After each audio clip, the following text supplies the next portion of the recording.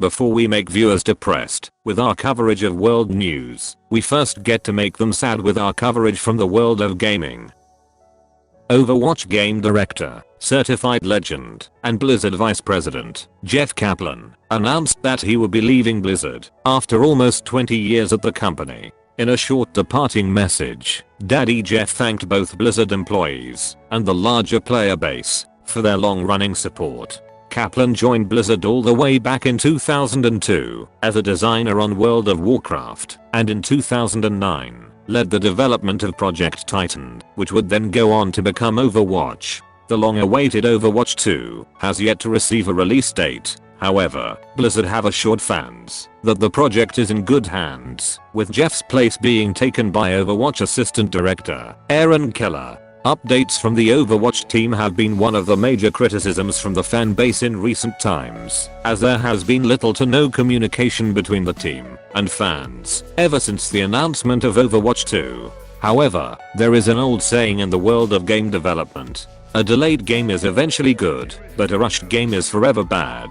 For fans who might be sad to see Jeff leave, allow Uncle Swag to tell you a story of other high-profile developers who also left Activision.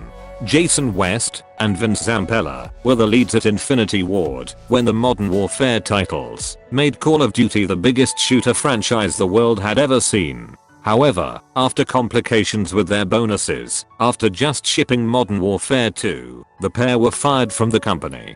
Despite Activision, the pair then proceeded to create their own studio, poach the team who created the Modern Warfare series from the company that fired them, and went on to make better Call of Duty, more commonly known as Titanfall. These fucking chads then sold the company to Activision's biggest competitor for $400 million, only 8 years later. All I'm going to say is that Jeff would have no problem getting funding for his own project if he wanted to enjoy a little more creative freedom. We wish that sexy man all the best. What is up, everyone? This is Jeff from the Overwatch team. My name is Jeff. I'm one of the guys with the Overwatch team. This is Jeff. I'm one of the guys from the Overwatch team. This is Jeff from the Overwatch team. My name is Jeff. My name is Jeff. My name is Jeff. I'm Jeff. I'm Jeff. I'm Jeff. I'm Jeff. I'm Jeff. I'm Jeff. I'm Jeff. I'm Jeff. So I'm Jeff. My name is Jeff. I'm one of the developers on the Overwatch team. The first ever Oculus gaming showcase took place this month, revealing a number of new VR titles set to be released over the next year. Highlights include Resident Evil 4, Lone Echo 2, Star Wars Pinball, Star Wars Tales from the Galaxy's Edge Part 2, I Expect You to Die 2, and Warhammer 40k, Battle Sister.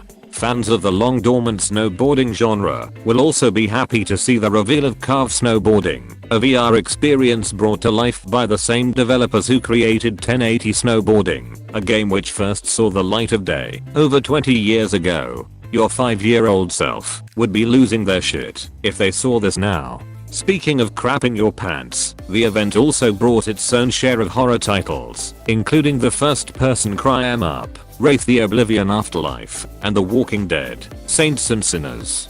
Speaking of VR, Epic Games is doing their best to create their own version of the Oasis from Ready Player One, known currently as the Metaverse. Epic Games recently announced that it has raised $1 billion to put towards the project, with the company intending for the Metaverse to be a digitized version of life where anyone can exist as an avatar and interact with others, linking all previously existing virtual worlds like an internet for virtual reality. Epic Games CEO Tim Sweeney stated that the technology for the metaverse already exists and that the company already has experience taking a simple game such as Fortnite and turning it into a full-blown social platform. While a true metaverse akin to the Oasis in Ready Player One is possibly decades away, this influx of cash is a clear sign that development is well underway for what very well may be the future of digital environments. With this in mind, Epic Games has also discovered that creating a digital world is nearly as expensive as trying to wrestle market share from its biggest competitor, Steam.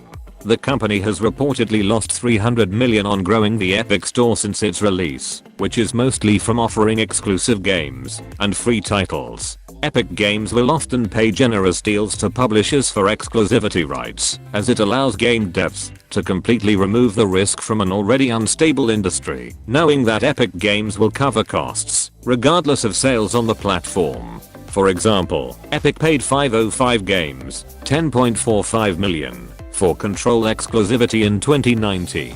According to Epic's end-of-year report for 2020, players spent $700 million within the Epic Games Store, but purchases of exclusive third-party games only accounted for $265 million. This means that Epic has not earned back the $435 million in advances, which were paid for exclusivity deals. It is rumored that Epic Games may lose nearly $600 million by the end of 2021 and won't be considered profitable until 2027 in its attempt to compete with Steam. As crazy as this sounds, it's not uncommon for similar ventures to initially not make money. Amazon famously didn't turn a profit for a whole 14 years after its founding. Uber still isn't making money, and even some news videos on this channel still don't break even.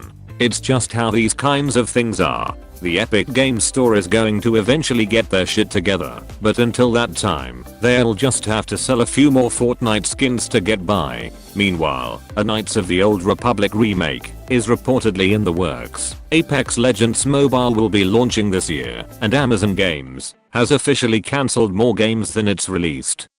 One bit of news, unconnected to gaming, is that April is Testicular Cancer Awareness Month, and our friends at Manscaped wanted me to talk to this sausage fest of an audience about the importance of getting to intimately know your own balls. I've owned Manscaped's Perfect Package Kit since around the start of this year, and my genitals haven't been this happy since meeting my French sweetheart in the summer of 1945. With testicular cancer being the most common form of the disease for men aged 15 to 35, which just so happens to be pretty much everyone fucking watching, and with one man dying every hour from the bitch, it makes sense to be shaving those nuts without getting the cuts. Performing routine checks is made easy with Manscaped's best sellers, like the Lawnmower 3.0 and the Crop Preserver Testicle Moisturizer, to make chafing a thing of the past.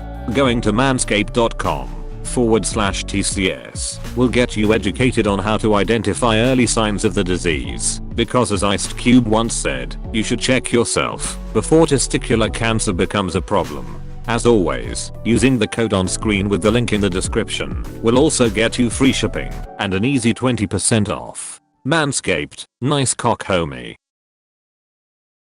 With Game Pass now offering shit like GTA 5 and every single Bethesda game under the sun, Sony has been scrambling to hit back with a response of its own. Starting with a trial in Poland, Sony is offering PlayStation Plus subscribers access to 21 movies and TV shows, which appears to indicate that Sony is planning to use its own movie portfolio to add value to the subscription.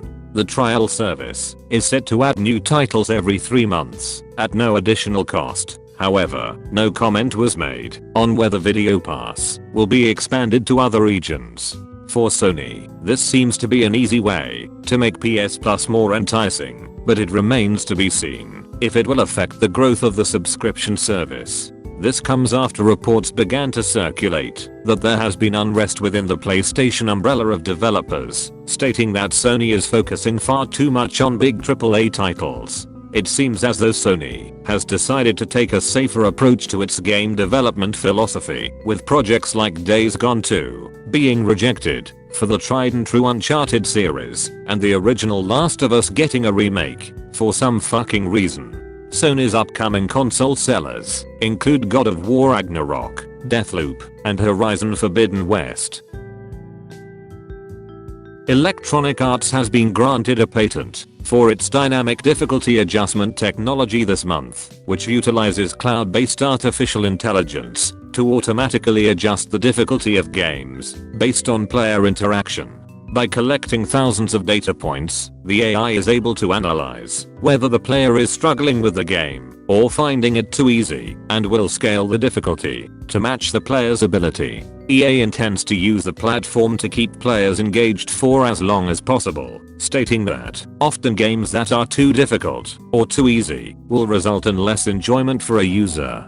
Consequently, the user is likely to play the game less. Thus one of the challenges of game development is to design a game with a difficulty level that is most likely to keep a user engaged for a longer period of time. Earlier this year, EA found themselves in a class action lawsuit related to the dynamic difficulty technology, where 3 players accused the developer of using the tech across their FIFA, Madden, and NHL franchises. All 3 of the games have microtransaction functions, and the lawsuit speculated that Electronic Arts could utilize the dynamic difficulty technology to make the game more difficult, which would encourage players to spend real money to create better teams. The lawsuit was dropped after the company explained how it utilizes the technology and offered access to its development processes. Electronic Arts released a detailed fair play and dynamic difficulty adjustment policy, which outlined how the tech will be used going forward. The company hasn't exactly been known for its consumer friendliness, so viewers should probably expect something dodgy with the system sometime into the future. Meanwhile, Discord has ended its acquisition talks with Microsoft and are instead going to focus on a potential initial public offering, and Intel develops a real-time, AI-powered, voice censoring program designed to reduce toxic language in games. The software features an N-word toggle, swearing filters, and a slider for how much white nationalism you want in your life. What a fucking...